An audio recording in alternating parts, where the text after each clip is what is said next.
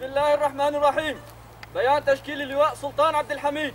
قال الله تعالى بعد بسم الله الرحمن الرحيم: وأعدوا لهم ما استطعتم من قوة ومن رباط الخيل ترهبون به عدو الله وعدوكم وآخرين من دونهم لا تعلمونهم الله يعلمهم وما تنفقوا من شيء في سبيل الله يوفى إليكم وأنتم لا تظلمون.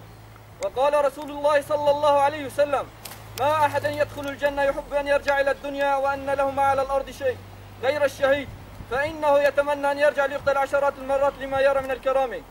نحن كتائب كتيبة عمر المختار، كتيبة عمر بن عبد العزيز، كتيبة عثمان غازي، نعلن عن تشكيل لواء سلطان عبد الحميد في جبل التركمان في اللاذقية، وذلك لمحاربة الطغاة والظالمين ورفع الظلم والقهر عن مجتمعنا وأخواتنا، ومحاربة الفاسقين والحاقدين على ديننا وشعبنا وأخواتنا وأخوتنا، ومقارعة شبيحة الأسد الذين نشروا الفساد في البلاد وانتهاك الأعراض وهدم المنازل وحرق البساتين والغابات، ولإعادة الحق إلى أصحابه بالتعاون مع جميع الفصائل والمجاهدين والمقاتلين على الأرض.